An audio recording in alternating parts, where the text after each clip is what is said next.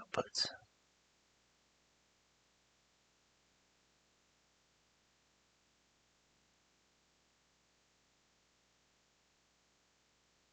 Outputs. There we go.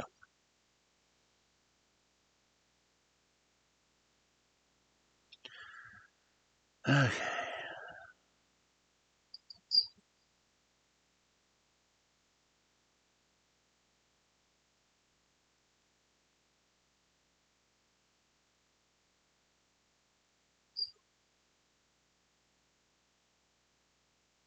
I'm hearing myself breathing in echo.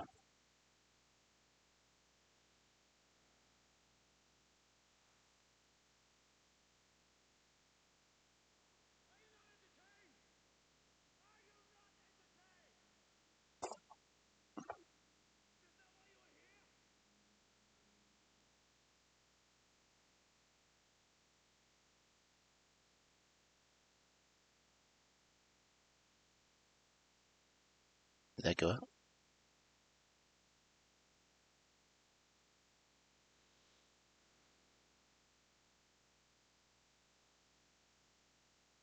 Did that go up?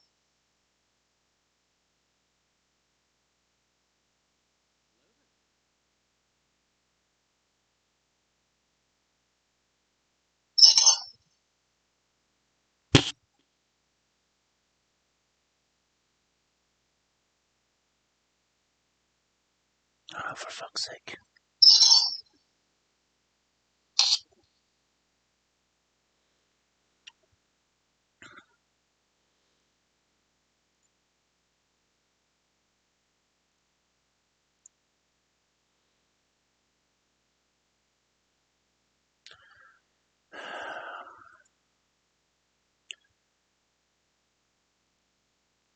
The scuff is real. We're both input and output on this stupid thing.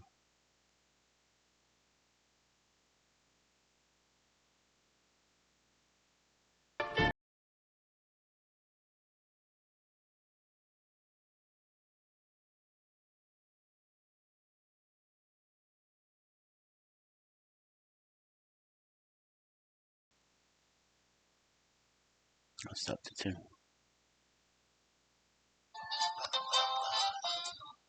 Okay. That went out, so. Yeah.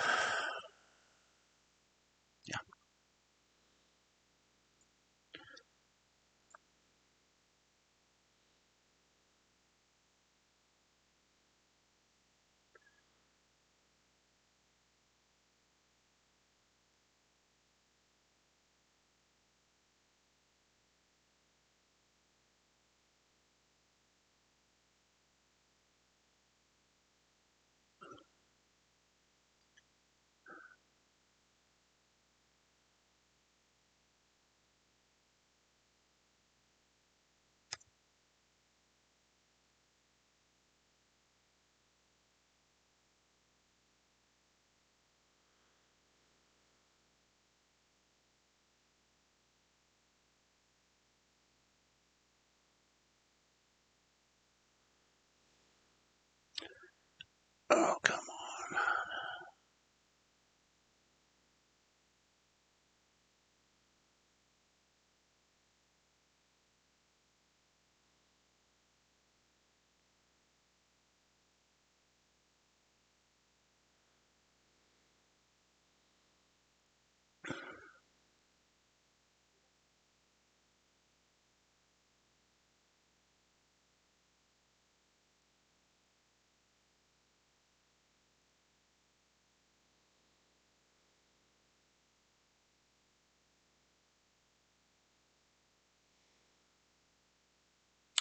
Laptop is playing catch up. But can it hold the mustard?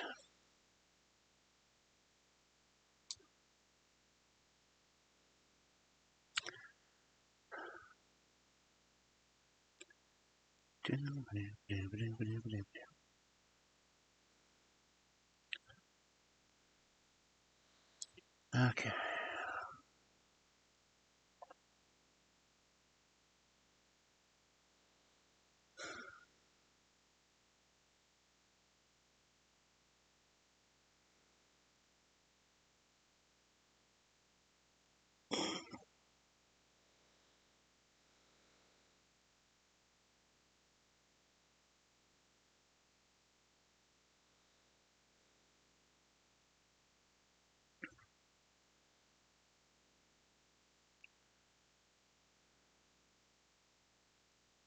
computer is getting laggy.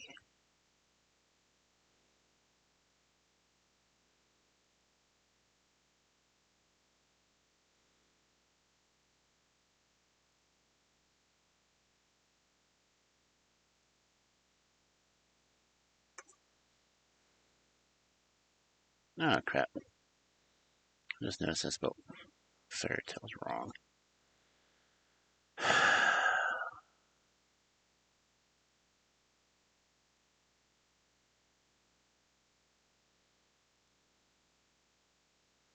It's a good thing no one's ever around to see me do screw-ups like that.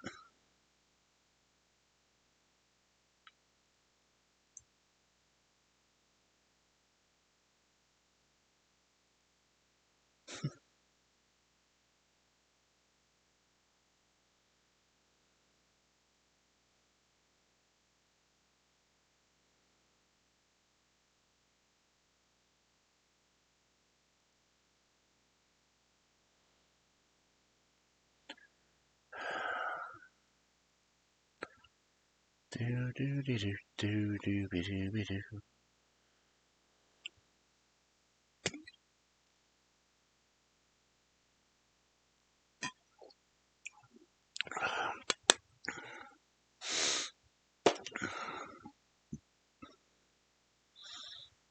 Actually, not alcohol tonight. I'm drinking tea.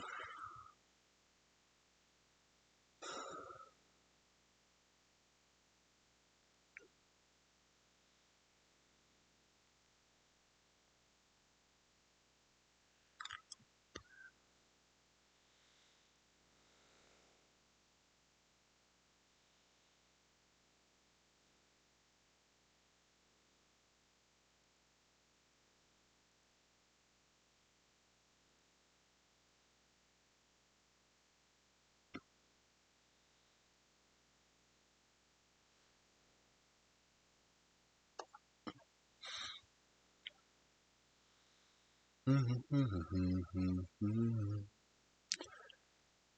think one of the biggest downsides about being in so many different discords is I gotta post this to all of them.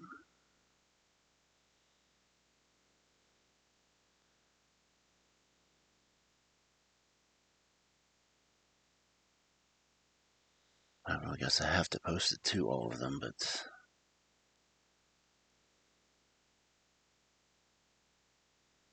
no better way to get followers, I guess.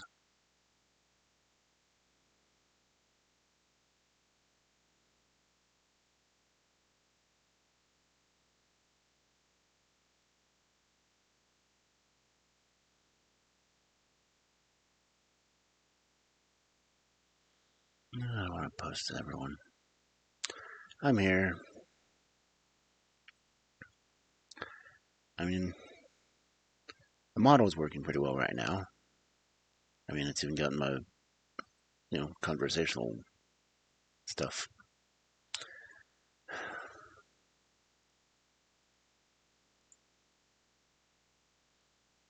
Close a few windows to see if that'll help.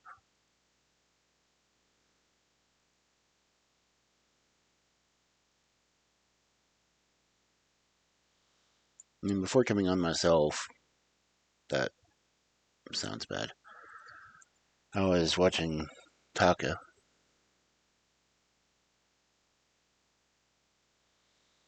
Just admiring how much interaction that the show gets. Oh, Ping's the one who came on.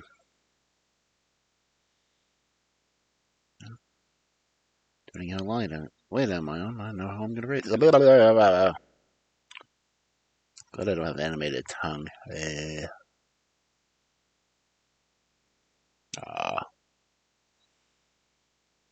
Anyway,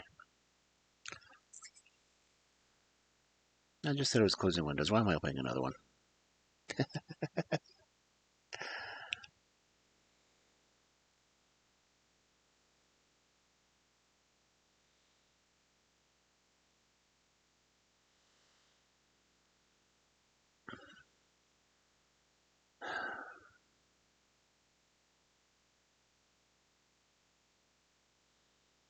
Don't know why Computer is going so freaking slow right now.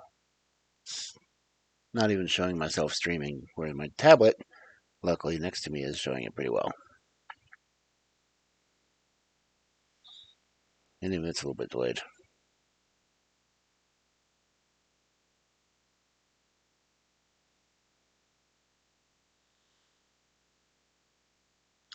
How hard it would be to get a hat. I don't know.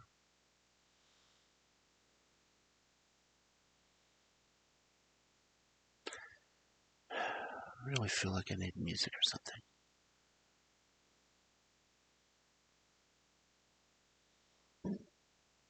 Excuse me.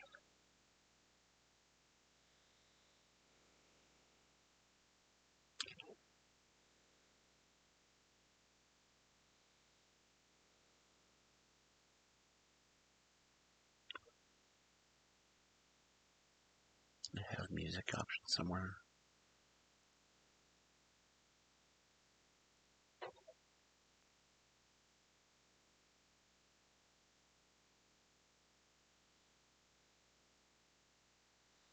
But you have to be so cruel. Yeah.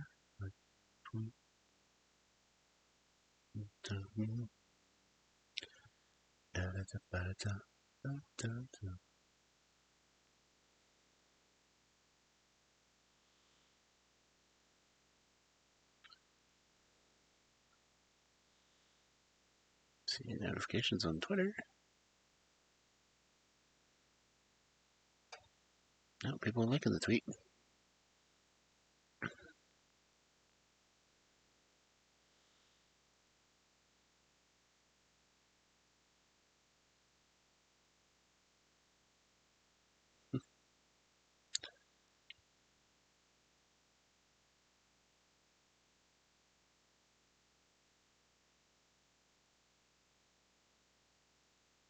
Or just liking my post.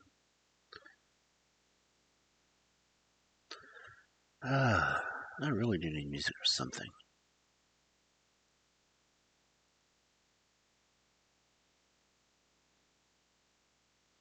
Let me figure out how to add the Twitch music.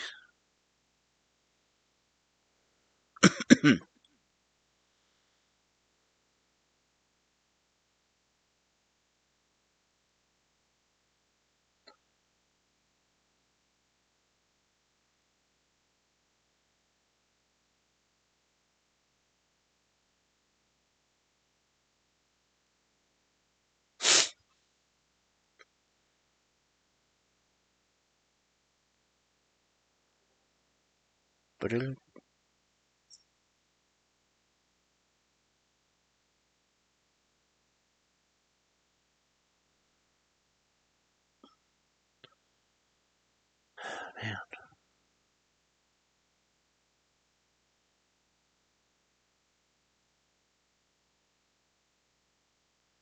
just for the hell of it, I'm going to post on there too.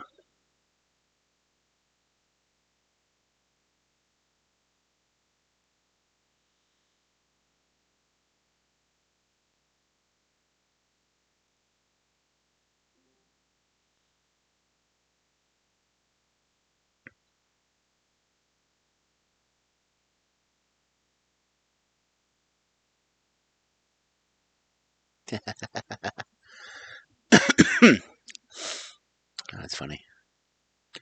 Yeah, I can stream myself live on Discord. I don't want to watch that. And even when I try to host movie nights. You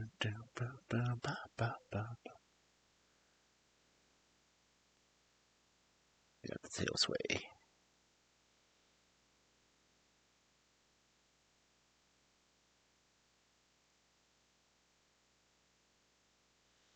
Okay.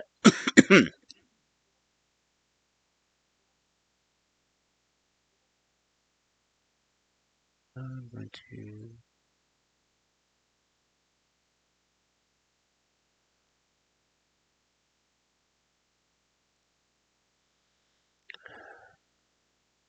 Well, maybe. Twitch is finally catching up. Alright, well. I've been on 25 minutes. I guess I could go ahead and switch over to the story mode. Oh.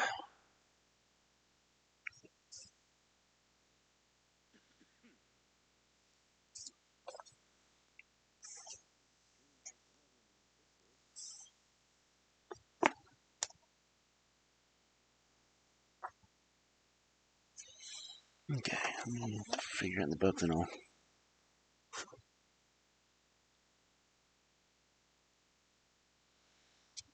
Okay. And. Oh crap, where am I? Freaking Discord.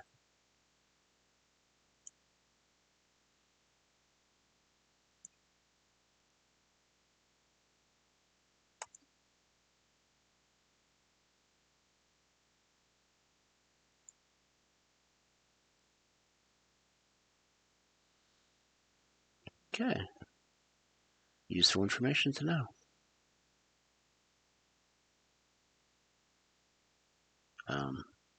Okay, there we go. So anyway, back to Grimm Story Tales.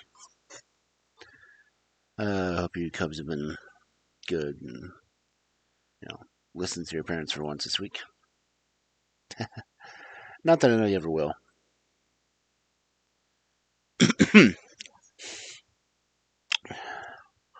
And would like to say that I've got a convention next weekend, Yellow City Comic Con,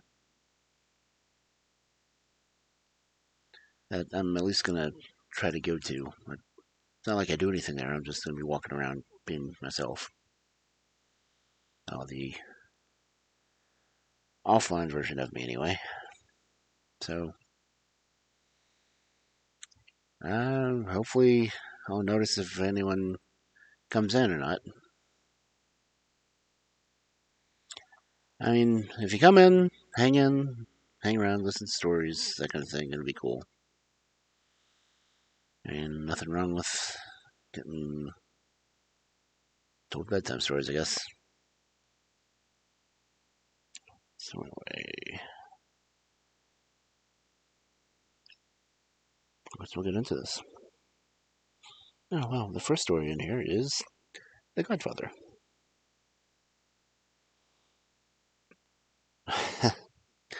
And I'm not going to read it like The Godfather. I'm going to try to read it as straight as possible, capiche? So, The Godfather. A poor man had so many children that he already had asked everyone in the world to be the godfather after he had yet another child. So there was nobody left to ask. He became so distressed that he lay down and fell asleep. Then he dreamt that he was going outside the town gates to ask the first person he met to be the godfather. So that's what the man did.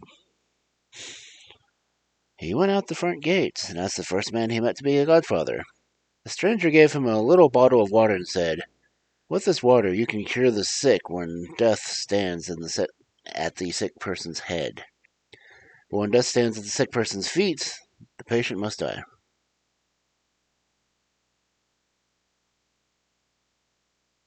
What the hell does that have to do with me? Oh.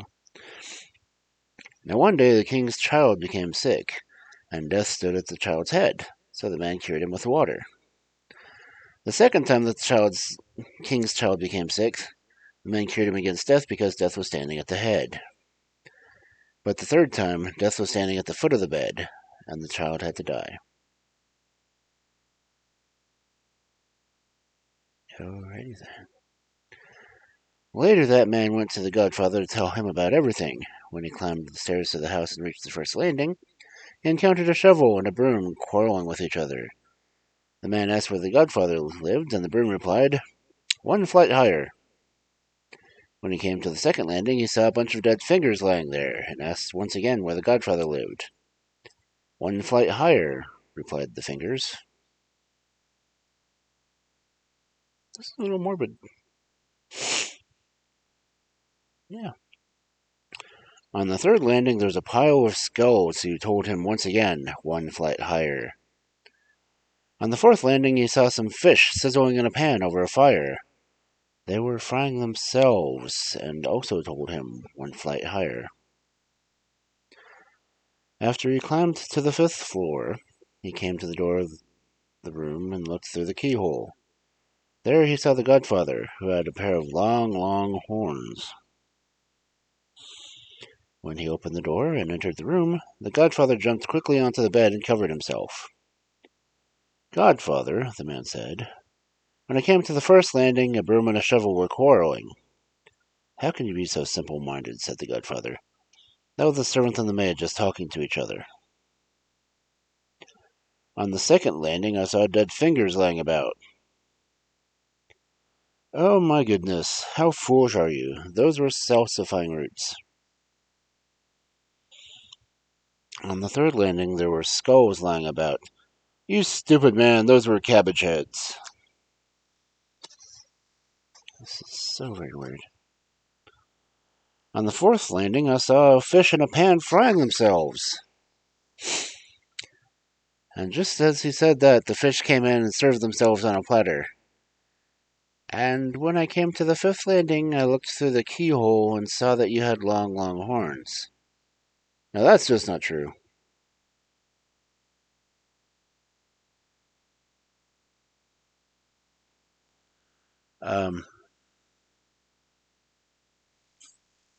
I don't even know what to try to think of that one. I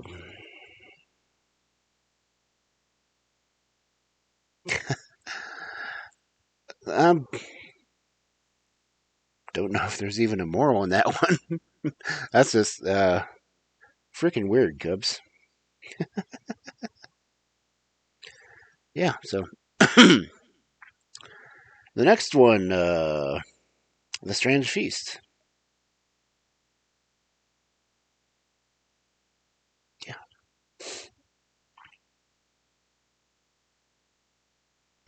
This is going to make me hungry. A blood sausage and a liver sausage had been friends for some time, and the blood sausage invited the liver sausage for a meal at her home. Blood sausage is female. Okay. At the dinner time, the liver sausage merrily set out to the blood sausage's house. But when she walked to the doorway, she saw all kinds of strange things. Both sausages are female. There were many steps, and on each of them found something different. A broom and a shovel were fighting with each other, and there was a monkey with a big wound on its head, and such other things. The liver sausage was very frightened and upset by this. I would be too. Nevertheless, she took heart and entered the room, and was welcomed in a friendly way by the blood sausage. How do sausages greet each other? It's just becoming a whole sausage party, I guess.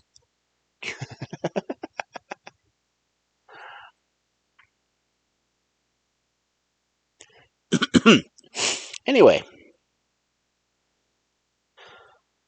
the liver sausage began to inquire about the strange things on the stairs, but the blood sausage pretended not to hear her, or made it seem like it was not worth talking about. Or she had said something about the shovel and the broom, such as, "That was probably my maid gossiping with someone on the stairs." She shifted the topic to something else. Then the blood sausage said she had to leave the room and go into the kitchen and look after the meal. She wanted to check to see that everything was in order and nothing had fallen into the ashes. The liver sausage began to walk back and forth in the room and kept wondering about the strange things until someone appeared. I don't know who it was, and said, "Let me warn you, liver sausage, you're in a bloody mysterious trap. You'd better get out of here quickly if you value your life."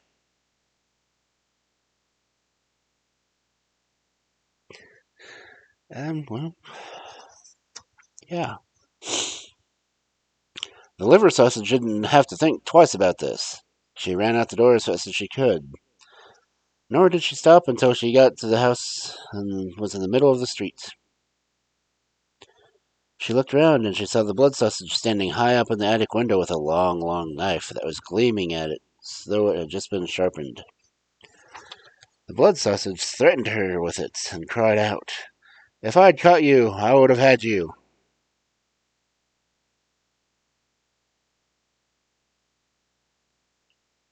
The fuck? People used to tell these kids these things. I thought I was a bad parent. I'm not even a parent.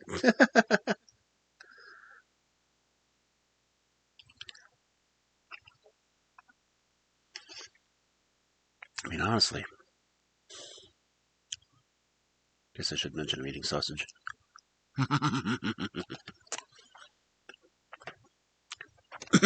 Not liver sausage, though. Chicken sausage.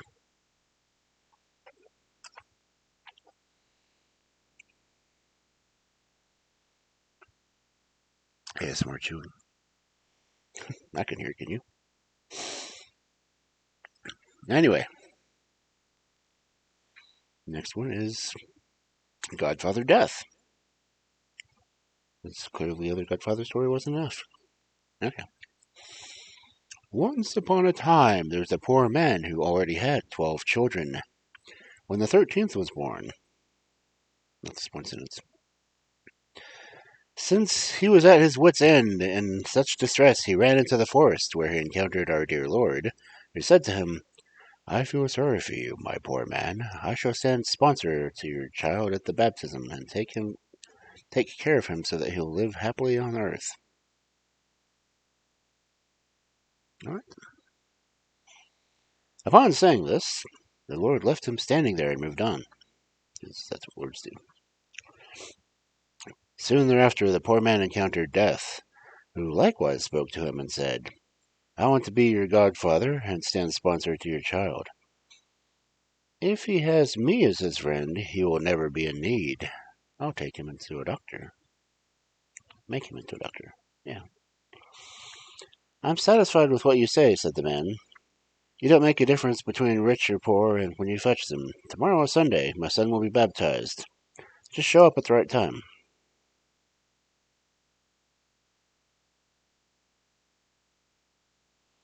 Um, so the Lord and Death are both going to be over this thing. Oh, that kid's so going to be weird. The next morning, Death came and held the child during the baptism. After the child had grown up, Death came once again and took his godson into the forest. "Now, you are to become a doctor, and you only have to pay attention to what I say. When you are called to a sick person, and you see me standing at his head, it is a sign that I won't take him. Let him smell the vapors of this bottle and rub the salve on his feet. Then he'll become well again. However, if I stand at his feet, then it's all over, and I'll take him. Don't try to cure him." Upon saying this, Death gave him the bottle, and the young man became a famous doctor. He only had to take a look at a sick person, and he knew in advance whether the person would become well or had to die. One time he was called to the king, who was lying in bed because of a serious illness. When the doctor entered the room, he saw Death standing at the king's feet, and so the vapors of the bottle could not do any help. Nevertheless, he had to urge to deceive Death, so he grabbed hold of the king and turned him around so that Death stood at his head. The change succeeded, and the king became well again. However, when the doctor returned home, Death came to him and gave him a fierce look and said, "If you dare trick me another time, I'll twist your head off." Soon thereafter, the king's beautiful daughter became sick, and nobody in the world could help her. The king wept day and night. Finally, he announced that whoever could cure her could have her as his reward and marry her. Or I guess if you don't cure her, you can just have her. Sicko.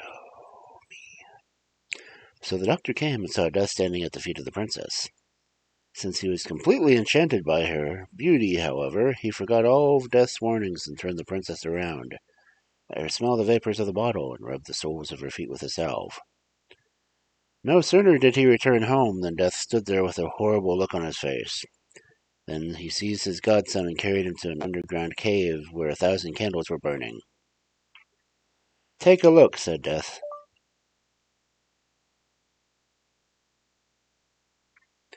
These are the candles of the living. This light over here is only a little bit burning. Let me try that again. These are the candles of the living. This light over here that's only burning a little. This is your life. Watch it. Okay. So I didn't automatically pop his head off.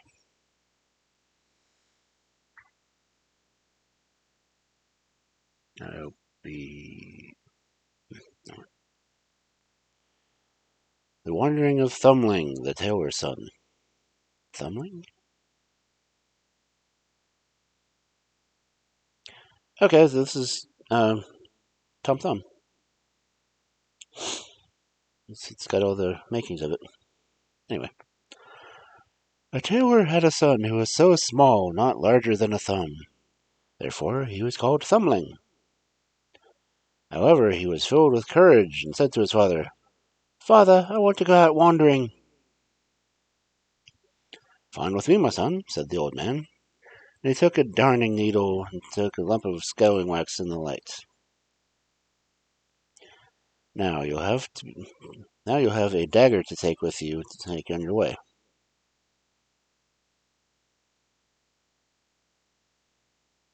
Oh, okay. You put a grip on it. Cool. The little tailor set out into the world, and his first work was master tailor, but the food wasn't good enough. Picky bitch, ain't he? Mistress, Thumbling said to the master's wife, if you don't give us better food, I'll take some chalk tomorrow and write too many potatoes, too little meat on the house door, and then I shall leave. What do you want, you little grasshopper? Replied the wife, who became angry, grabbed a washcloth, and wanted to beat him with it. However, the little tailor quickly crawled underneath the table and looked from beneath it, and stuck out his tongue. She picked up a thimble, but the Thumbling hopped into a bunch of washcloths, and the wife began separating the washcloths to search for him. He crawled into a crack in the table. Hey, hey, my lady, he cried out, and raised his head from the crack. As soon as his tailor's wife tried to hit him, he jumped between the drawers until she finally caught him and chased him out of the house. Now the little tailor continued wandering and came to a large fortress where he met a band of robbers. He wanted to steal the king's treasure. Bandits who wanted to steal the king's treasure, yeah. When they saw the little tailor, they thought he could be of great help with them.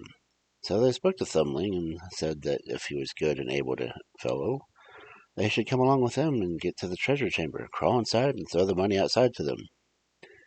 Well, Thumbling agreed. So he went to the treasure chamber and examined the door to see if there was a crack in it. Fortunately, he soon found one and wanted to climb through. But one of the guards said to his companion, Look at that nasty spider crawling over there. I'm going to stamp on it until I kill it. Hey, you leave the spider alone, the other guard said. It's done nothing to you. This was how Thumbling fortunately made his way into the treasure chamber.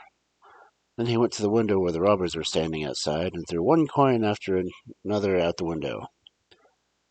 When the king examined his treasure chamber later, there was no money missing.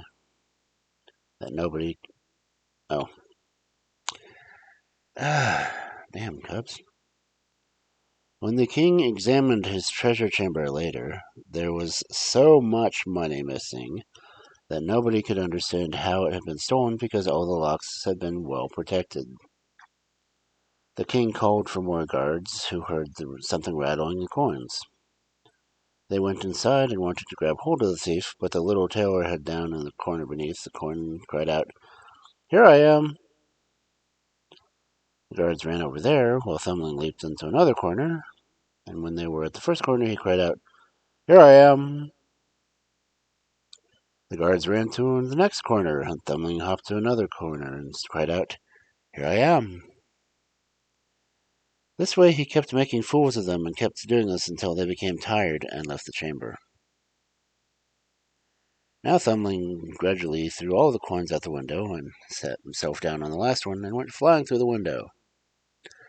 The robbers gave him a tremendous praise and would have made him their captain if he had wanted that. Then they divided the loot, but Thumbling couldn't take more than one coin because he couldn't carry much more than that. Afterward, he resumed walking, and finally, since he was not having much success with Tailor, he hired himself as a servant at an inn. However, the maids weren't fond of him because he saw everything they did in secret without their knowing. Kinky little boy. Or man, I guess. Then he reported them afterward. As a result, they wanted very much to play a prank on him. I'm sure this inspired so much war. Or gigantism, one or the other. So one time when he went for a walk in the meadow, there was a maid mowing the grass. She mowed over him with the grass and threw him she mowed him together with the grass and threw the grass and Tumbling into the cows when she returned home. Then the black cow swallowed Thumbling, and now he was cooped up inside the cow and heard that evening that the cow was to be slaughtered. Since his life was in danger, he cried out, "I'm here!" "Where are you?" "In the black cow." However, the people couldn't understand him, and the cow was slaughtered. Fortunately, he wasn't struck the blows with the cow and became mixed with the sausage meat. When this meat was about to be chopped up, he cried out, "Don't chop too deeply! Don't chop too deeply! I'm stuck beneath the meat!" Because of all the noise, however, nobody heard him. So Thumbling quickly jumped between the chopping knives, avoiding harm, but he couldn't get away completely and was stuffed in the blood sausage that was hung in the chimney to be smoked until winter, when the sausage was to be eaten. When the lodging was eventually sliced open, he jumped out and ran away. Dude.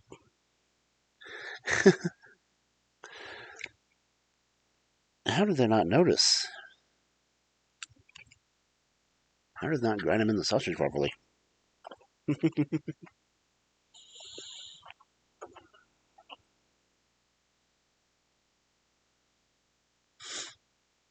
Oh well. Now the little tailor wandered again. However, a fox came across his patch and snatched him. Fox snatching. "Mr. Fox!" Thumbling cried. "You've got me! Let me go!" "All right," said the fox. "Since there's not very much of you, I'll let you go if your father to give me all the hens in the chicken yard."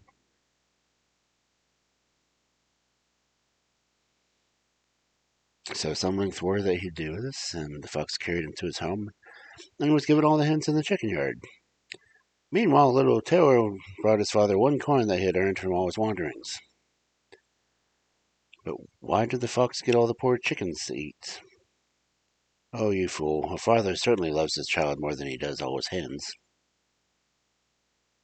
What?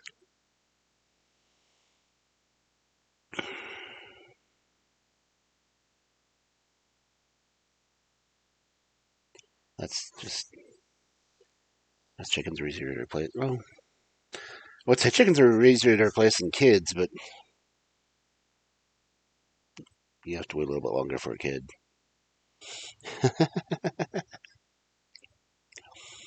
Okay. Blah blah blah blah. Wah wah wah. What up? What up? How long have I been going?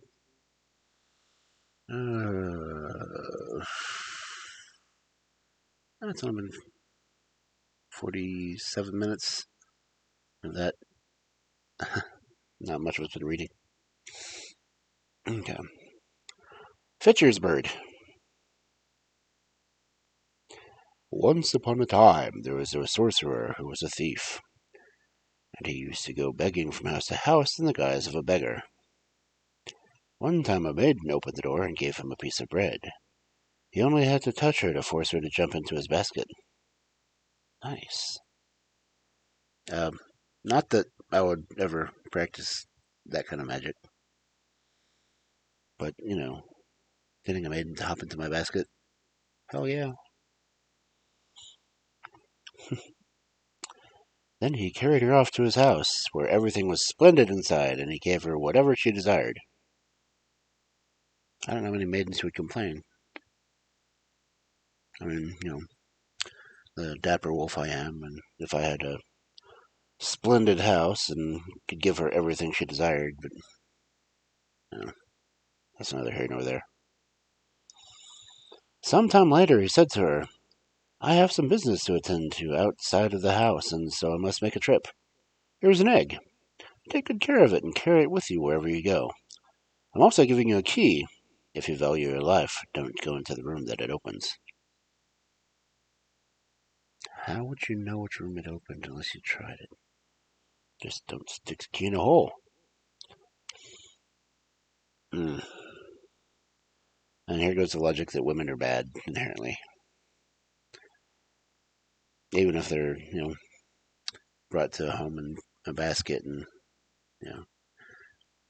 pretty much given a charmed life, they've still got to do something screwed up. I don't think that of women, but the Grimm brother apparently did. Anyway. Nevertheless, when he was gone, she went and opened up this room, and when she entered it, she saw a large basin in the middle with dead, butchered people lying in it.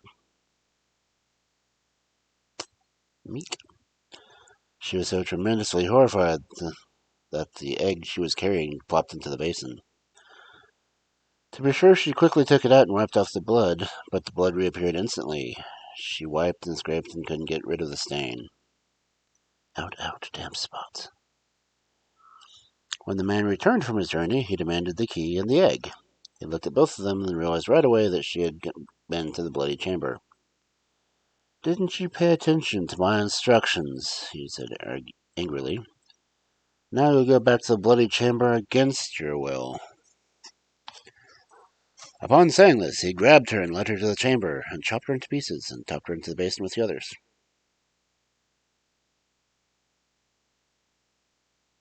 Right. Wouldn't do that to a woman either. No matter how tempting it may be sometimes. I didn't say that. I should not have said that. I should not have said that.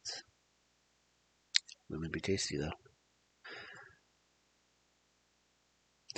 Just don't swallow them whole. Chopping them is much more efficient. After some time had passed, the man went begging again and captured a second daughter. He took her from the house and did the same thing to her. She opened the forbidden door, let the egg fall into the blood, and was chopped into pieces and thrown in the basin. Now the sorcerer wanted to have a third daughter as well. Okay, these are all coming from the same house. I guess. Doesn't say. So he captured her and put her into his basket. After he returned home, he gave her the key and the egg, and before he set on his journey. However, the third daughter was smart and cunning. She put the egg in the cupboard, and then went to the secret chamber. When she found her sisters in the bloody basin, she looked all over the place for their missing parts and put them back together. Head, body, arms, legs. Then the two sisters came back to life. Then their sister led them to the chamber and hid them. When the man came home and didn't find any blood on the egg, he asked the third sister to become his bride. When she said yes, but she told him that before she'd marry him, he had to fill this basket full of gold and carry it to her parents in the back. In the meantime, she would make preparations for the wedding. Instead, she stuck her sisters into the basket, covered them with gold, and told them that they were to help from home. Now carry this basket to my parents, she said to the man, but don't dare to stop or rest along the way. I see everything from my window. So the man lifted the basket onto his back and went on his way. It was, however, so heavy that he almost crushed to death by its weight. At one point he wanted to rest, but one of the sisters immediately cried out from the basket, "I can see from my window that you're resting. Get a move on at once."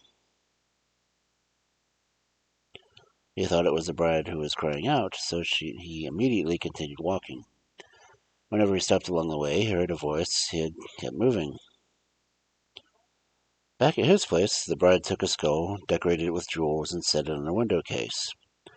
When she invited the sorcerer's friends to the wedding, and after that was done, she dipped herself in a barrel of honey, cut open the bed, and rolled around in the feathers so that it was impossible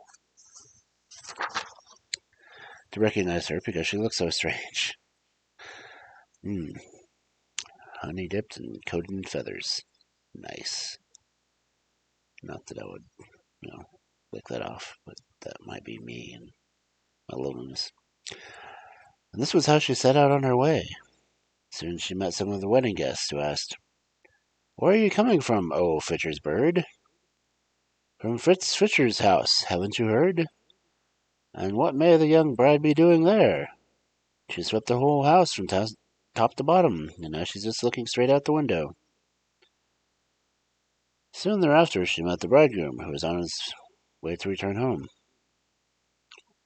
"Where are you coming from, oh Fitcher's bird?"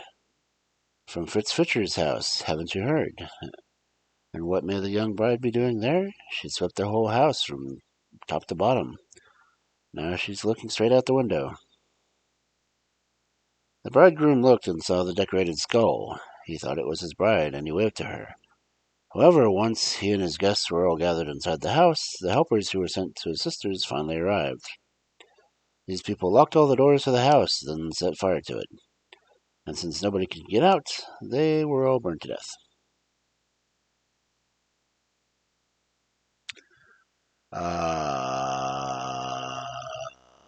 Yeah, okay. Because that's what they do to evil wizards, I guess. Good thing I'm not an evil wizard. Yeah, continuing. The Juniper Tree. Ooh, I could not touch that because I have a bit of an allergy to that. Also sucks because I can't drink gin because it does not work well with me. Anyway. All this took place a long time ago. Most likely some 200 years ago. There was a rich man who had a beautiful and pious wife, and they loved each other very much. Though they didn't have any children, they longed to have some. Day and night the wife prayed for a child, but still none came, and everything remained the same. Well, if you're on your knees the whole time, it's really hard to get pregnant. I should not have said that. uh, hmm. Now, in front of the house, there was a yard, and in the yard stood a juniper tree. One day during the winter, the wife was under the tree peeling the apple, and as she was peeling it, she cut her finger, and her blood dripped onto the snow. I don't know where this is going. "Oh," said the wife, and she heaved a great sigh. Heaving, yeah. While she looked at the blood before her, she became quite sad. "If only I had a child as red as blood and white as snow." I would have a monster. Oh well. Upon saying that, her mood changed, and she became very cheerful, for she felt something might come of it, and then she went home. After a month, the snow vanished. After 2 months, everything turned green. After 3 months, the flowers sprouted from the ground. After 4 months, all the trees in the woods grew more solid, and the green branches became intertwined. Okay, then. The birds began to sing, and their song resounded through the forest as the blossoms fell through the trees. Soon a 5th month passed, and when the wife stood under the juniper tree, it smelled so sweetly that her heart leapt for joy. Indeed, she was so overcome by joy that she fell down to her knees, where she spends a lot of time, apparently. When the 6th month had passed, the fruit was large and firm, and she was quite still. In the 7th month, she picked the juniper berries and ate them so avidly that she became sad and sick. After the 8th month passed, she called her husband and wept.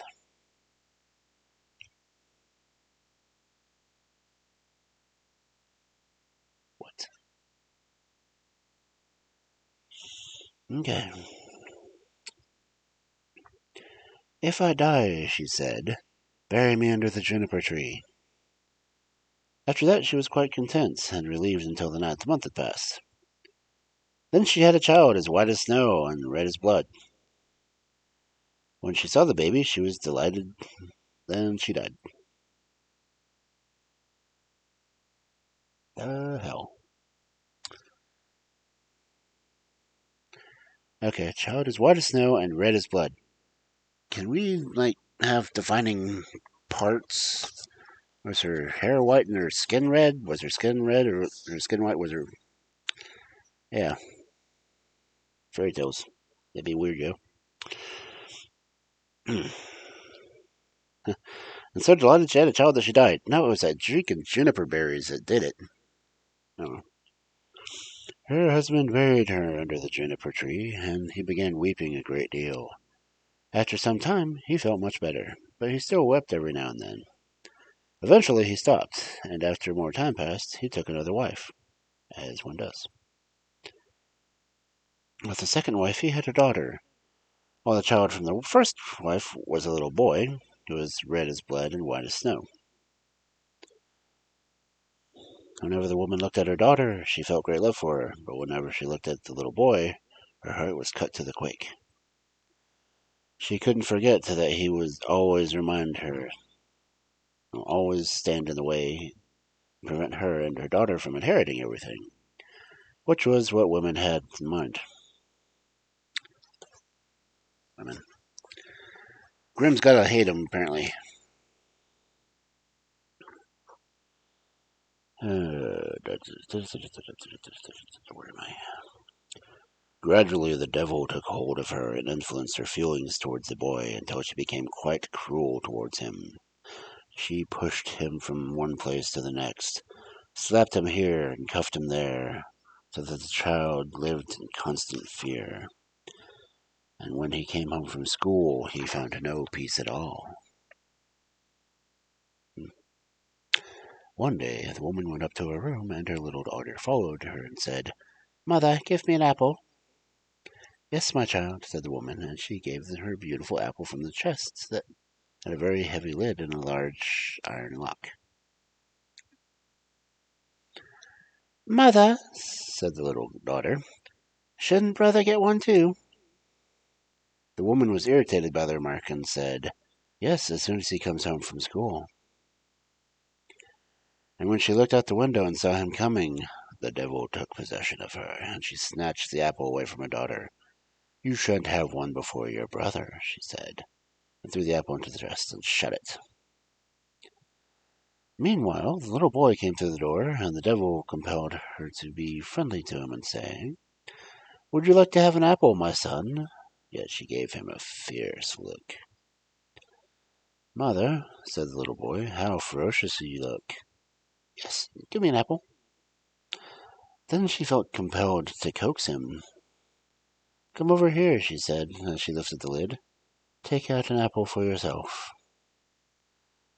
As the little boy leaned over the chest, the devil prompted her, and crash!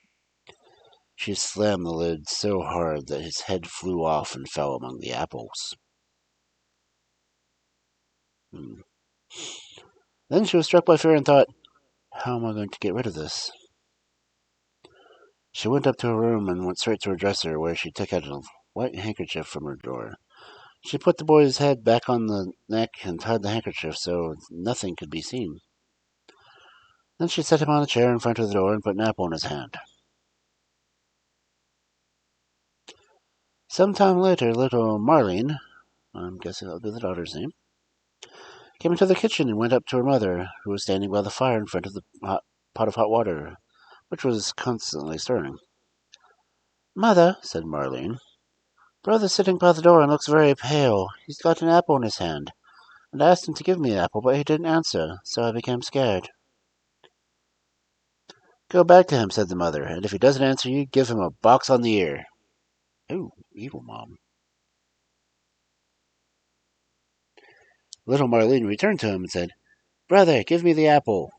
But he wouldn't respond. So she gave him a box on the ear, and his head fell off. The little girl was so frightened that she began to cry and howl. Then she ran to her mother and said, Oh, mother, I've knocked my brother's head off. And she wept and couldn't be comforted. Marlene, said the mother, what have you done?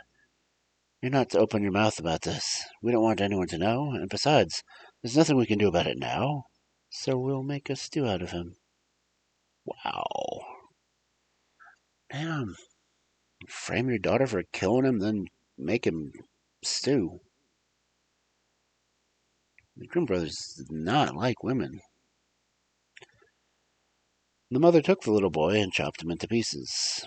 Next she put them in a pot and let them stew. But Marlene stood nearby and wept until all her tears fell into the pot, so it didn't need any salt. When the father came home, he sat down to the table and asked, Where's my son? The mother served a huge portion of the stewed meat, and Marlene wept and couldn't stop. Where's my son? The father asked again. Oh, said the mother. He's gone off to the country to live with his mother's great uncle. He intends to stay there a while. What's he going to do there? He didn't even say goodbye to me. Well, he wanted to go somewhere badly and asked me if I could stay there for 6 weeks. They'll take good care of him. Oh, that makes me sad, said the man. It's not right. You should have said goodbye to me. Then he began to eat and said, Marlene, what are you crying for? Your brother will be back soon. Without pausing, he said, Oh, wife, this food tastes great. Give me some more. The more he ate, the more he wanted. Give me some more, he said. I'm not going to share this with you. Somehow I feel as if it were all mine. He ate and threw the bones under the table until he was all done. Meanwhile, Marlene went to her dresser and took out her best silk neckerchief from the bottom drawer, gathered all the bones from beneath the table and tied them up in her silk handkerchief and carried them outside to the door. There she wept bitter tears and laid the bones beneath the juniper. As she put them there, she suddenly felt relieved and stopped crying. The juniper tree began to move. That's not ominous at all. The branches separated and came together again as though they were clapping their hands with joy. At the same time, smoke came out of the tree. In the middle of the smoke, there was a flame that seemed to be humming. When a beautiful bird flew out of the fire and began singing magnificently and soared into the air, and after he vanished, the juniper tree was as it was yet before. Yet the silk handkerchief was gone. Marlene was very happy and gay, as if her brother was still alive, and she went merrily back into the house and sat down and ate. Her brother, yes. Meanwhile, the bird flew away and landed on the roof of a goldsmith's house and began to sing. My mother, she killed me. My father, he ate me. My sister, Marlene, she made sure to see. My bones were gathered secretly, bound nicely in silk, as neat as can be, and laid beneath a juniper tree. Tweet, tweet, what a lovely bird I am. The fuck? My mother, she killed me. My father, he ate me. My sister, Marlene, she made sure to see. My bones were gathered secretly, bound nicely in silk as neat as can be, and laid beneath a juniper tree. Tweet, tweet, what a lovely bird am I. The fuck? The goldsmith was sitting in his workshop making a gold chain when he heard the bird singing on his roof. He thought the song was very beautiful, yet weird. Then he stood up, and as he walked across the threshold, he lost the slipper. Still, he kept going, right into the middle of the street, with only one sock and one slipper on. He was also wearing his apron, and in one of his hands he held a gold chain, the other in his tongs. The sun was shining brightly on the street as he walked, and then he stopped to get a look at the bird.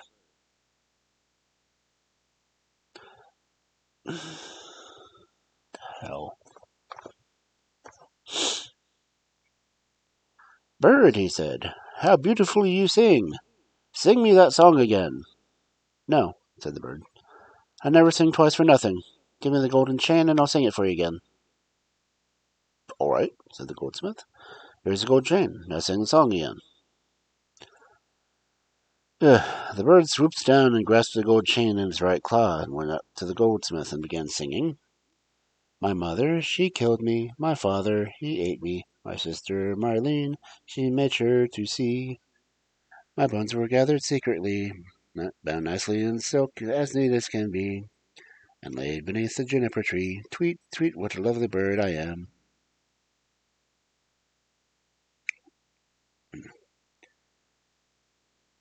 Then the bird flew off to the shoemaker, landed on the roof, and sang. Gotta sing this again. No. My mother, she killed me. My father, he ate me. My sister, Marlene, she made sure to see. My bones were gathered secretly, bound nicely in silk, as neat as can be, and laid beneath the juniper tree. Tweet, tweet, what a lovely bird I am.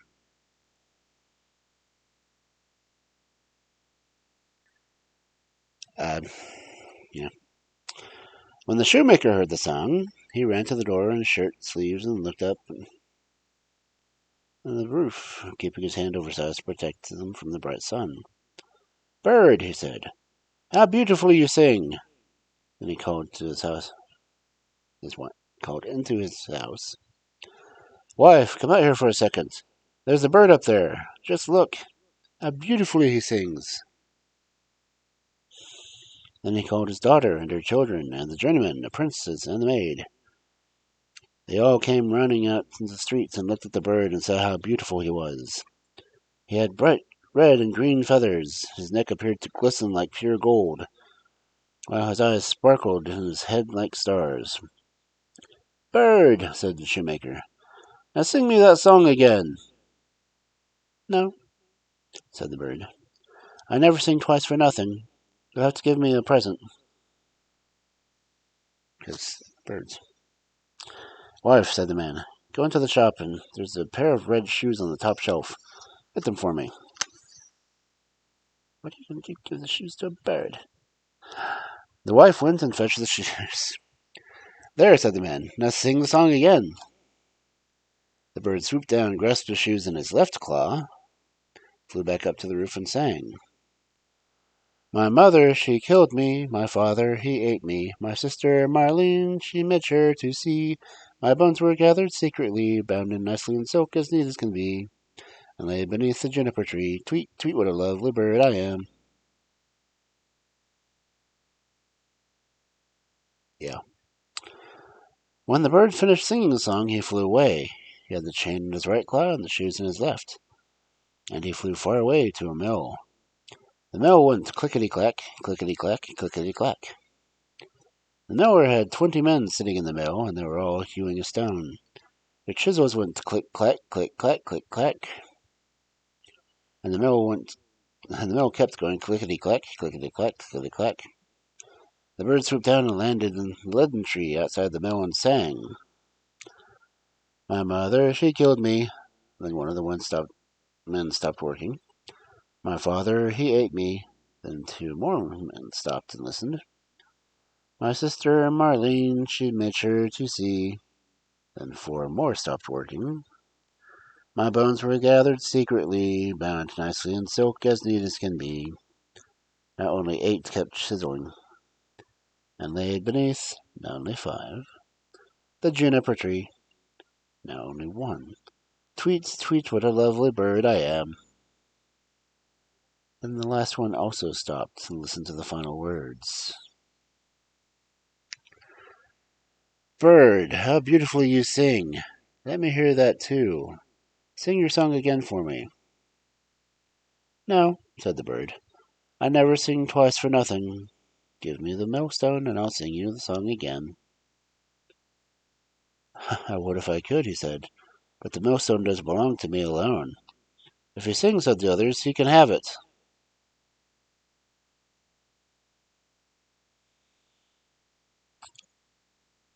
Okay, what the hell?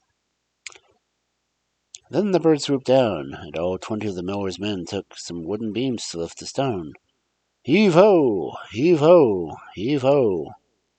Then the bird stuck his neck through the hole and put the stone on his collar and flew back to the tree. Wow, that's a big freaking bird. My mother, she killed me. My father, he ate me. My sister, Marlene, she made sure to see. My bones were gathered secretly, bound nicely in silk as neat as can be, and laid beneath the juniper tree. Tweet, tweet, what a lovely bird I am. You get that? Okay. After the bird had finished his song, he spread his wings, and in his right claw he had the chain, his left he had shoes, and around his neck the millstone. Then he flew away to his father's house. The father, mother, and Marlene were sitting at the table in the parlor, and the father said, "Oh, how happy I am! I feel so wonderful." "Not me," said the mother. "I feel as scared as if a storm were about to erupt." Meanwhile, Marlene just sat there and kept weeping. Then the bird flew up, and when he landed on the roof, the father said, "Oh, I am in such good spirits. The sun's shining brightly outside. I feel as though I am going to see an old friend again." "Not me," said his wife. "I'm so frightened that my teeth are chattering. I feel as if the fire were running through my veins." She tore open her bodice. Ooh, kinky. And Marlene sat in the corner, kept weeping. She had her handkerchief in front of her eyes, and wept until it was completely soaked with her tears. The bird swooped down to the juniper tree, where he perched on the branch and began singing. My mother, she killed me.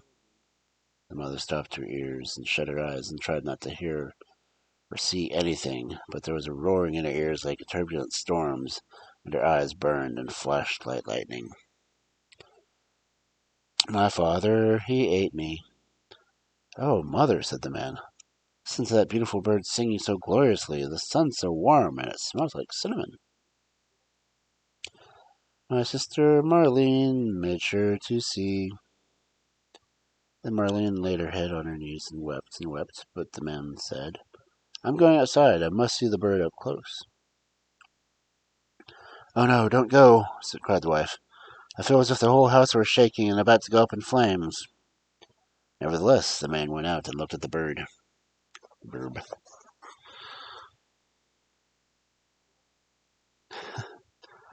My bones were gathered secretly, bound nicely in silk as neat as can be, and laid beneath the juniper tree. Tweet, tweet, what a lovely bird I am. Tweet, tweet. After ending the song, the bird dropped the gold chain, and it fell around the man's neck just right, so that it fit him perfectly. Then he went inside and said, Look how lovely the bird is. He gave me this beautiful gold chain. He's just as beautiful as well. But the woman was petrified and fell to the floor. Her cap slipped off her head, and the bird began to sing again. My mother, she killed me. Oh, I wish I were 1,000 feet beneath the earth so that I wouldn't have to hear this. My father, he ate me. Then the woman fell down against as if she were dead. My sister Marlene, she made sure to see. Oh, said Marlene, I want to go outside too and see if the bird will give me something. Then she went out. My bones were gathered secretly, bound nicely in silk as neat as can be. All at once the bird threw her the shoes, and laid them beneath the juniper tree. Tweet, tweet, what a lovely bird I am. Marlene felt cheerful and happy, and she put on the new red shoes, and she danced and skipped back into the house. Let's see where this is going. Oh, she said, I was so sad when I went out. Now I feel so cheerful. That certainly is a splendid bird. He gave me a red pair of shoes as a gift. Not me, said the wife, who jumped, and her hair flared like red-hot flames. I feel as if the world is coming to an end. Maybe I'll feel better if I went outside. As she went out the door, crash! The bird threw the millstone down on her head, and she was crushed to death. The father and Marlene heard the crash and went outside. Smoke, flames, and fire were rising from the spot, and when it was over, the little brother was standing there. He took his father and Marlene by hand, and all three were happy. They went into the house to sit down to the table and ate.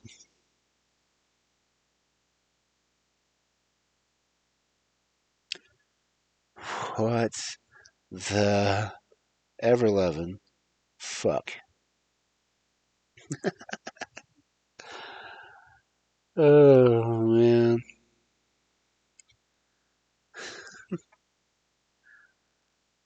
Okay, gone. Hour 17. Let's keep going.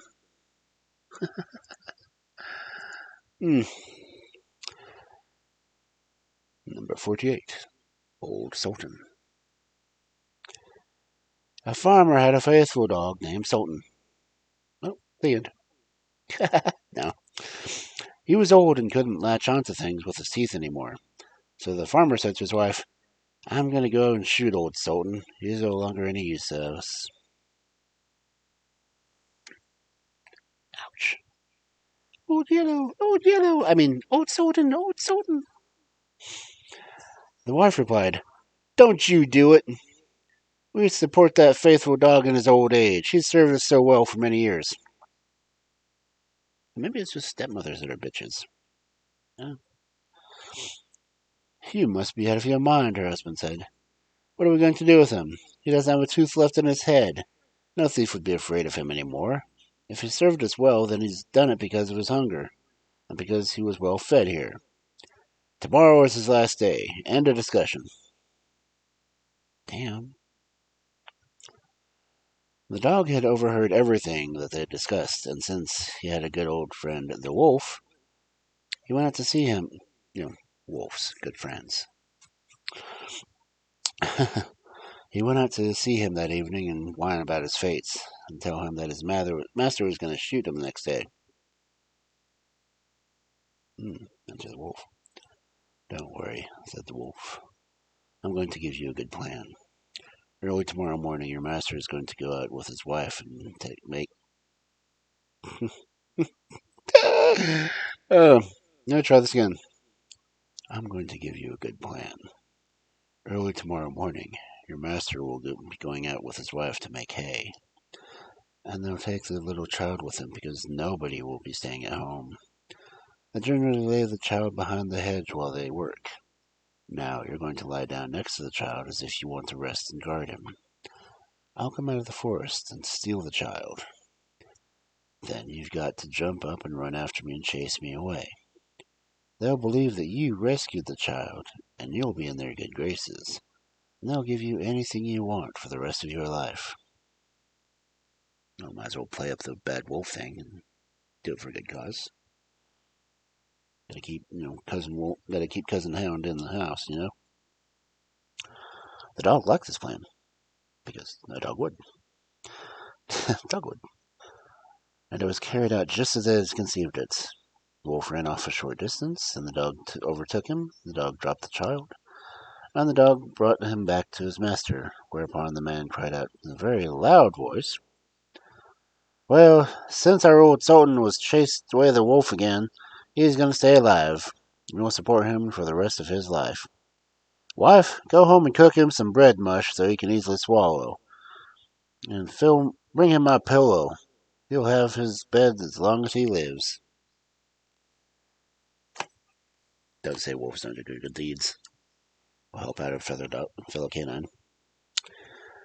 All of a sudden, old Sultan had it good that he hadn't wished for a better life. The wolf came to him and was delighted to learn that everything went so exceedingly well. "Now you certainly won't have anything against it and will help me if I steal a fat sheep from your master." But Sultan was loyal to his master and told him that the wolf had in mind. So the man waited for the wolf in the barn, and when the wolf came and wanted to get a good bite of sheep, the farmer practically skinned him alive. Later, the wolf was so outraged that he scolded old Sultan, called him a miserable fellow, and challenged him to a duel to settle things. Frickin' domesticated canine. We do you a solid and you don't even let us have a meal. Bastard. They were to take their positions right outside the forest, each one to bring a second with him. The wolf was the first one out of the place, and he'd brought a wild boar as his second. And old Sultan only been able to create a lame cat and finally set out with her. When the wolf and the boar saw the cat coming, constantly limping, they thought it was picking up stones to throw at them, and they both were frightened. So the wild boar crawled into some bushes, and the wolf jumped up in the tree. When the dog and cat reached the spot, they were both puzzled to find nobody there. However, the boar in the bushes began twitching his ear, and when the cat saw something move, she sprang up on the boar and bit and scratched him. Consequently, the boar leapt into the air and with a loud cry and ran away. As he was running, he yelled out, "Your opponent's sitting up in a tree." Freaking untrustworthy pig. So it came to light that the wolf had cowardly retreated, and the only way he would climb down from the tree was by agreeing to a peaceful settlement. Fucking dogs. Since when would a wild boar let a cat do that shit? No.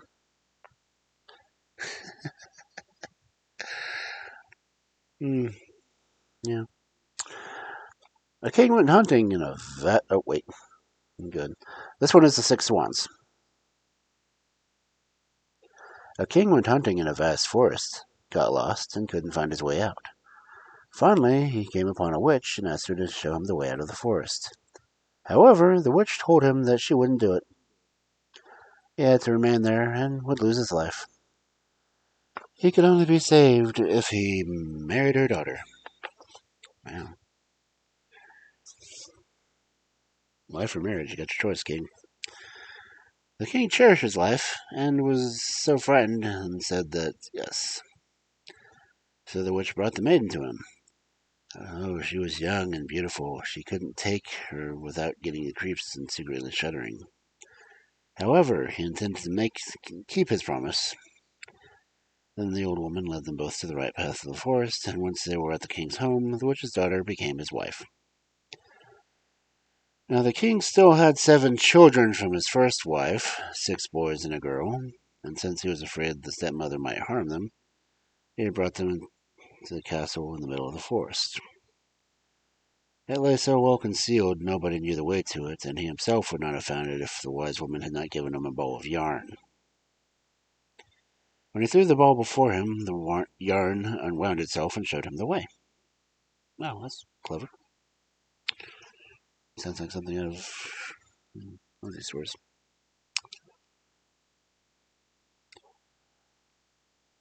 Since the king loved his children very much, he frequently went to the castle. However, the queen became curious and wanted to know why he was going out into the forest all alone. She interrogated the servants, and they revealed the entire secret. The first thing she did was use her cunning and acquire the ball of yarn. Then she took 7 small shirts and went out into the forest. The ball of yarn showed her the way, and when 6 little princes saw her coming in the distance, they were delighted because they thought their father was coming, and ran out to her. But all at once she threw a shirt over each of them, and as soon as they were touched by the shirts, they were turned into swans and flew away over the forest. Now the queen thought she had gotten rid of all of her stepchildren and returned home, so the maiden who remained in her home was saved. The next day the king went to the castle in the forest, and she told him what happened, and showed him the swan feathers that had been fallen from her 6 brothers into the courtyard. The king was horrified, but he couldn't believe that the queen had done such an evil deed. At the same time, he was worried about the princess might be stolen away from him. So he wanted to take her with him. However, she was afraid of her stepmother and begged the king to allow her to spend one more night in the castle. Then, during the night, she fled and went deeper into the forest. She walked the entire day, and toward the evening she came to a hut. When she entered, she found a room with 6 small beds. Since she was now tired, she lay herself down beneath one of the beds and went to spend the night there. Yet at sunset, 6 swans came flying through the windows, landed on the floor, and blew on.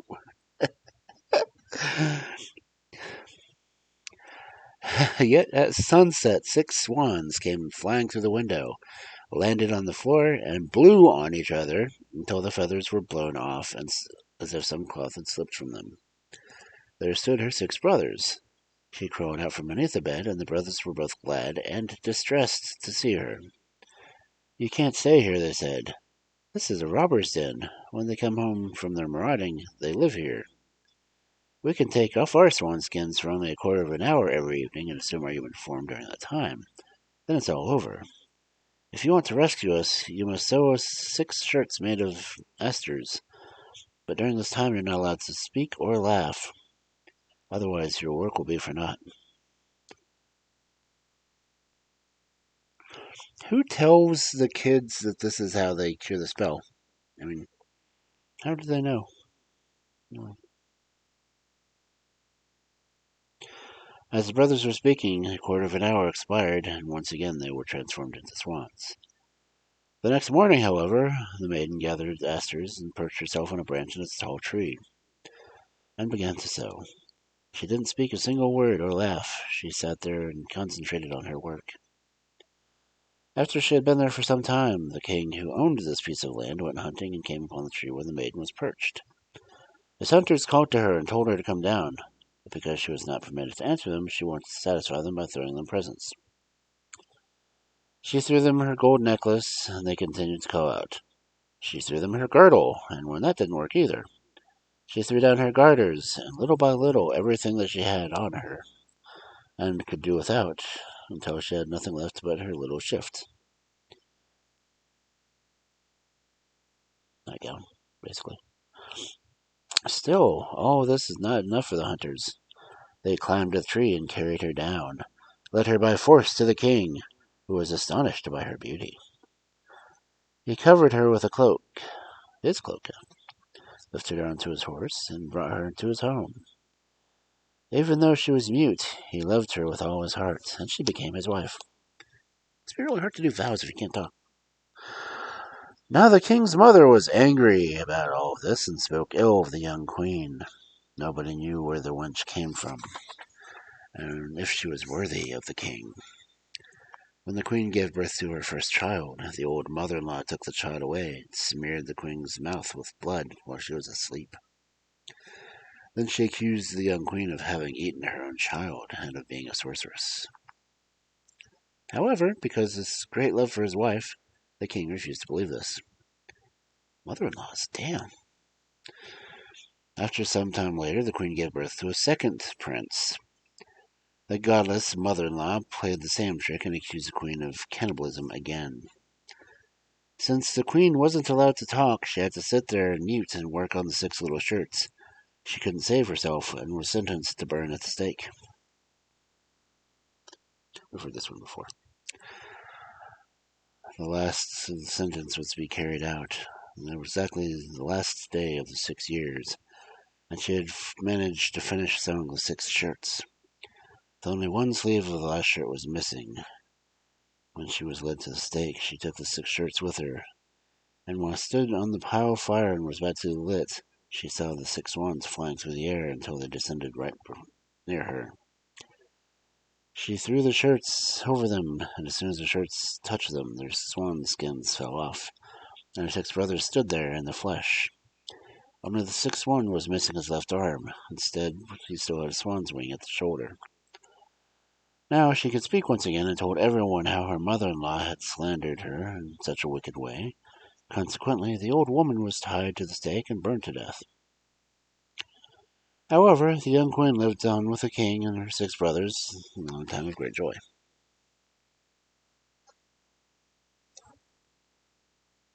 We are over about a third of the way through the book. It's been an hour and a half. What's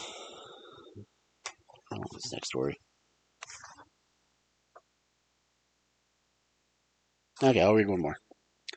Just because it's Briar Rose. And having said that, this is Briar Rose. A king and a queen couldn't have children. They wanted very much to have one. Then one day, while the queen was bathing, a crab crawled out of the water and came ashore and said, "Your wish will soon be fulfilled if you will give birth to a daughter."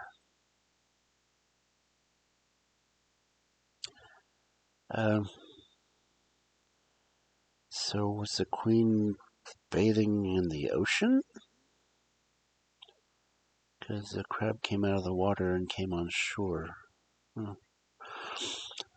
Indeed, this is what happened, and the king was so delighted with the birth of the princess that he organized a great feast and also invited the fairies who were living in his realm. Since he only had 12 golden plates, however, there was one fairy who had to be excluded, for there were 13 in all.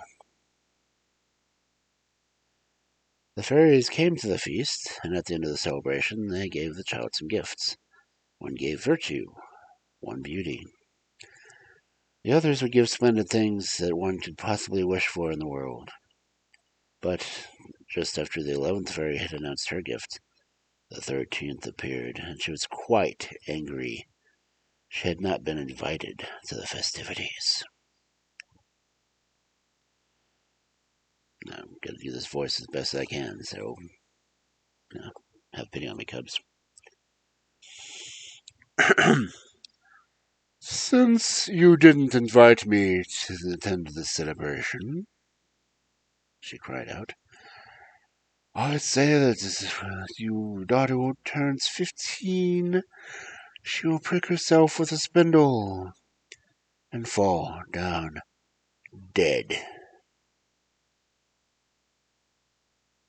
Thank you. Audio recordings at YouTube.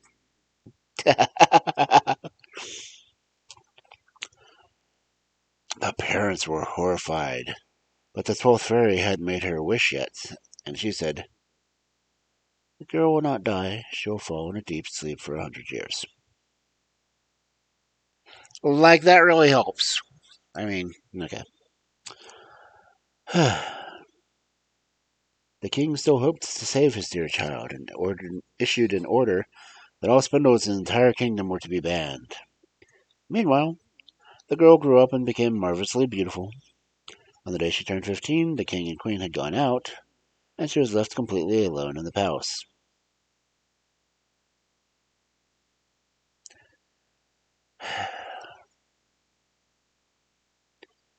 Leaving a 15-year-old girl to her own devices in a palace. No one paying attention to her. What do you think's going to happen? Really? Go on. So she wandered all over the palace just as she pleased, and eventually came into an old tower where she found a narrow staircase. Since she was curious, she climbed the stairs until she came to a small door with a yellow key stuck in the lock. When she turned it, the door sprang open, and she found herself in a little room where she saw a little old woman spinning flax. She took a great liking to the old woman and joked with her and said she wanted to try spinning one time. So she took the spindle from the old woman's hand, and no sooner had she touched the spindle than she pricked herself and fell into a deep sleep. Because girls. Just at that moment, the king returned to the palace with his entire party retinue. Retinu.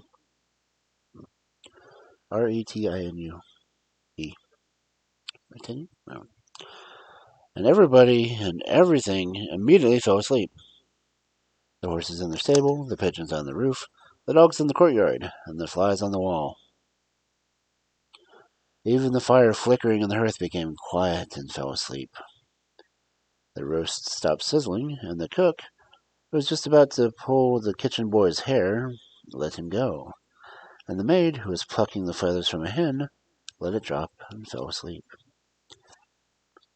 The hedge of thorns sprouted around the castle and grew higher and higher until it was impossible to see the castle anymore. There were princes who heard about the beautiful Briar Rose, and they came and wanted to rescue her, but they couldn't penetrate the hedge. It was as though the thorns clung tightly together like little hands, and the princes got stuck there and died miserable deaths.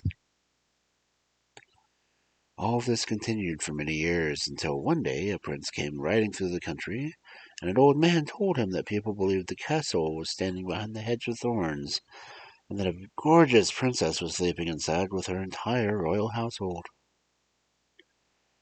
This grandfather had told him many princes had come and had wanted to penetrate the hedge. However, had got stuck hanging in the thorns and died. That doesn't scare me, said the prince. I'm going to make my way through the hedge and rescue the beautiful princess, as princes often want to do.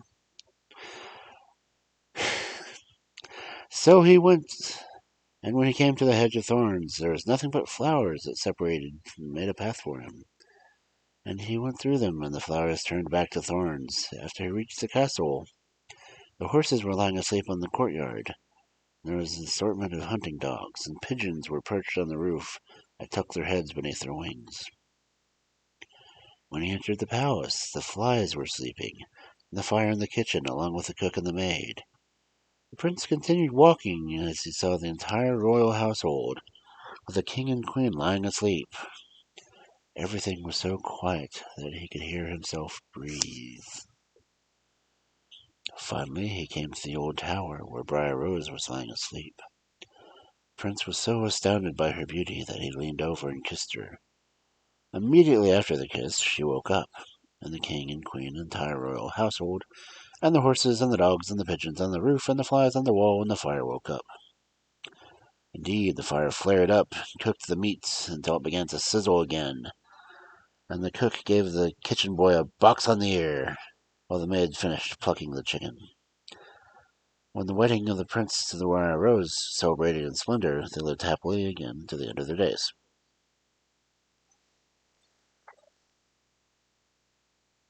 Yeah, so there's that.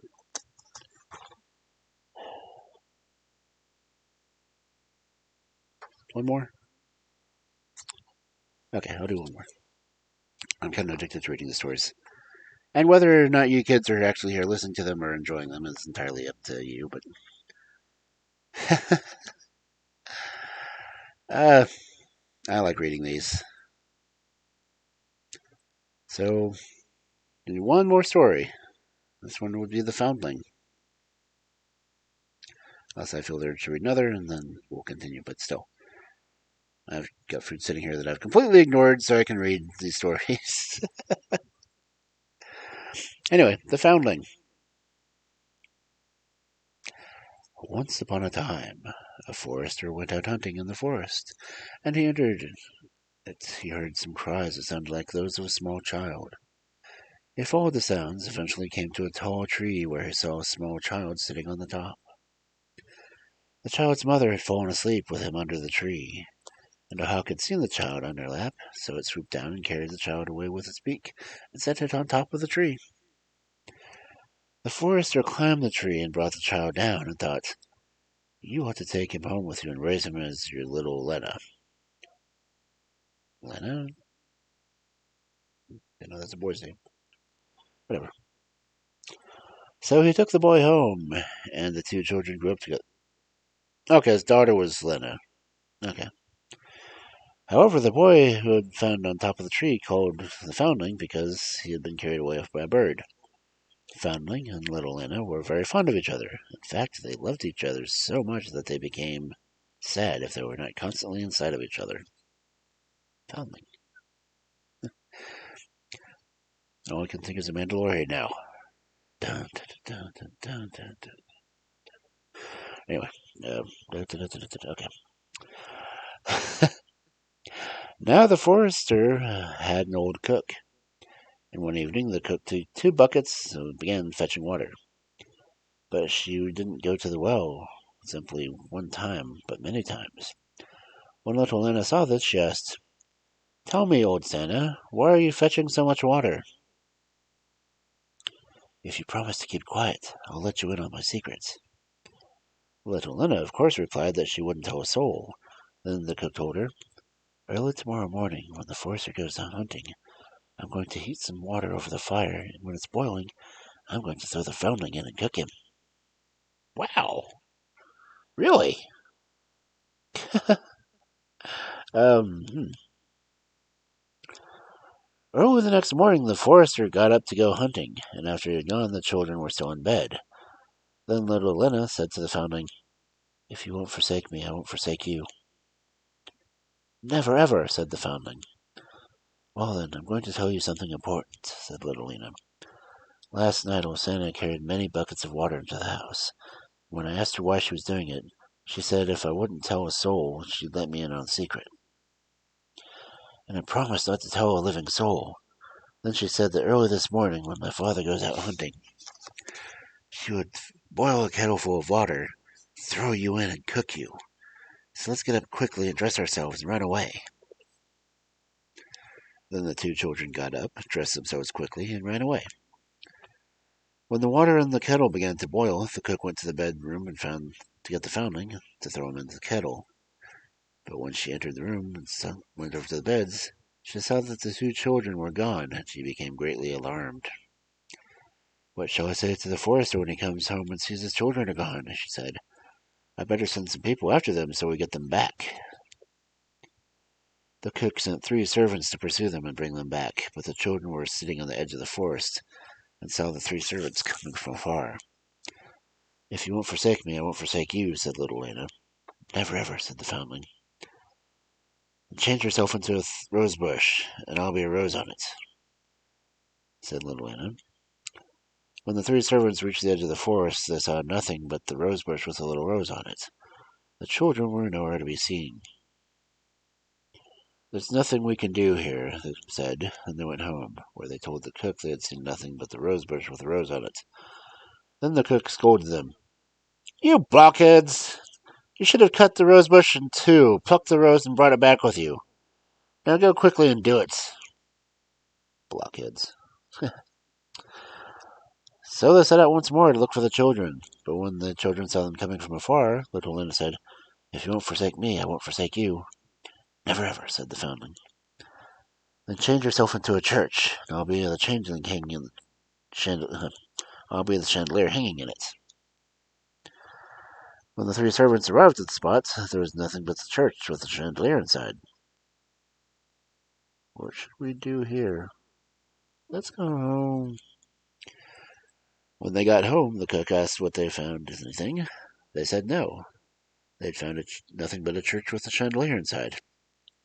"You fools," the cook scolded them. "Why didn't you destroy the church and bring back the chandelier?" This time the old cook set out on foot, accompanied by the 3 servants, to pursue the children. But the children saw the 3 servants coming from afar, and also the cook, who waddled after them. "Foundling," said little Lena, "if you won't forsake me, I won't forsake you." "Never ever," said the Foundling. "Then change yourself into a pond," said Lilina, "and I'll be the duck swimming on it." When the cook arrived and saw the pond, she lay down beside it and began to drink it up. However, the duck quickly swam over to her, grabbed her head by its beak, and dragged her into the water. The old witch was thus drowned, and the children went home happily. And if they haven't died yet, they're still alive. Oh. Jacob and Wilhelm, you gather some weird-ass stories.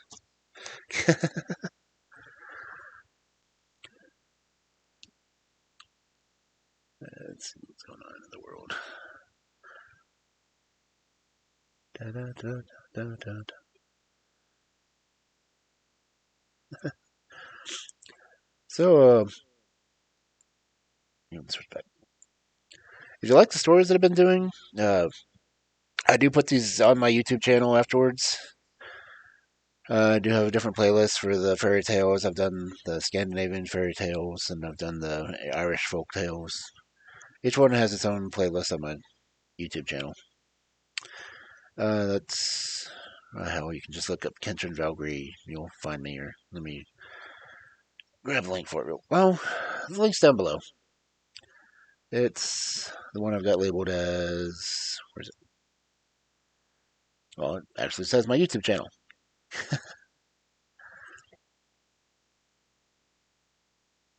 Copy link address. Yeah, YouTube channel. I should really make bots do this. But yeah. If you like the stories, go there. I've got several more that I've done, and I do have. I did like entire stories on how to be a good boyfriend, and ended it on Valentine's Day. Um, basically, I've just been reading the stories lately. Weekends or occasional weeknights, I do play video games, and I didn't. I like having fun doing the reading the stories. I'm open to interaction when I'm reading them because interaction and the stories are hilarious on their own, and the fact that I'm commenting on them should say a lot. The only time I try to read seriously is when I'm doing the folk tales, and that's my Thursday streams, because I tend to record those specifically just to record them. Whereas the fairy tales, I'm usually, well, a little drunk reading them. uh, so yeah, I called it the Friday Night Fairy Tales for a reason. Uh, let's see who else is on. I'd like to thank anyone who popped in. If I didn't notice you, sorry. If I did notice you, I'm blind. Um, I do have sound alerts, so if you ever come in and I'm not paying attention, feel free to yell at me or somehow. But I'm seeing who's on to raid. Uh, actually, I see someone I want to raid, just for the hell of it. What's she doing? Says she's just chatting right now. So it's the Neko Mom. I don't know how long she's been on. At least I don't know how long she's been on today. But she's one of the ones that's been helping spread the word about other streamers and everything else. So it'd be kind of cool to give her a raid. I've says I've got 2 people in here, so it'll be a little bit nicer. So let me go ahead and get that set up. Raid.